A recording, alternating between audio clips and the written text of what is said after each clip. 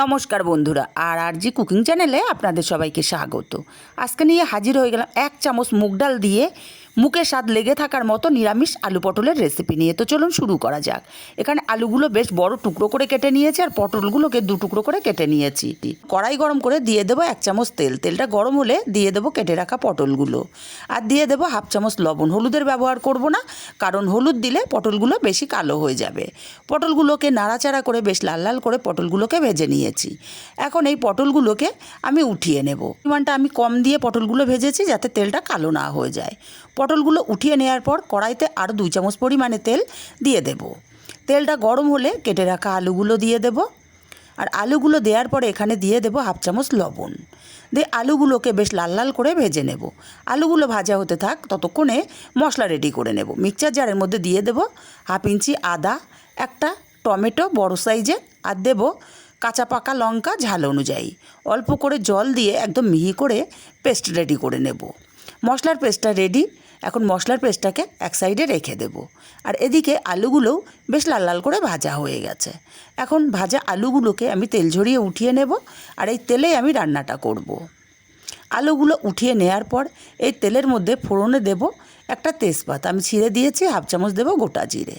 ফোড়নটা একটু ভাজা ভাজা হলে পেস্ট করে রাখা মশলাটা দিলাম আর মিক্সচার জারটা ধুয়ে অল্প একটু জল দিয়ে দিলাম। মশলাটাকে খুব ভালো করে কষিয়ে নেব। সময় নিয়ে মশলাটা খুব ভালো করে কষিয়ে নিয়েছি। মশলা থেকে তেল ছেড়ে দিয়েছে। এখন এখানে আবারও সামান্য জল দিয়ে দিলাম।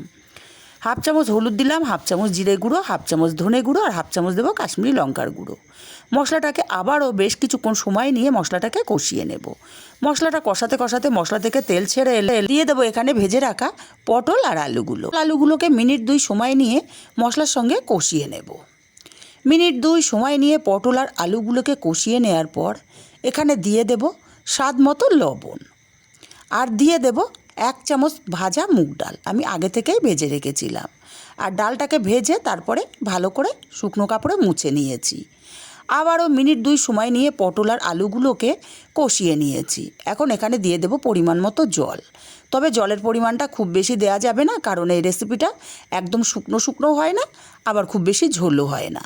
সেই পরিমাণে বুঝে জলটা দিয়ে আমি ভালো করে নাড়াচাড়া করে মিশিয়ে ঢাকা দিয়ে 5 মিনিট রান্না করে নেব।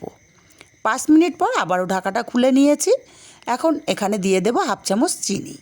চিনিটাকে দিয়ে আবারও ভালো করে নাড়াচাড়া করে দেব। তারপর আবারও ঢাকা দিয়ে 5 মিনিট রান্না করব। 5 মিনিট পর আবারও ঢাকাটা খুলে নিয়েছি। এখন নাড়াচাড়া করে দেখে নেব আলুগুলো কতটা সেদ্ধ হলো। আর এই ঝোলটা কিন্তু থাকবে না, ঠান্ডা হলে আরেকটু শুকিয়ে যাবে। আলুগুলো সুন্দর মতো সেদ্ধ হয়ে গেছে। এখন এখানে দিয়ে দেব সামান্য একটু গরম মশলার গুঁড়ো আর 1/2 চামচ পরিমাণে ঘি আর গরম মশলাটাকে দিয়ে খুব ভালো করে নাড়াচাড়া করে মিশিয়ে নেব।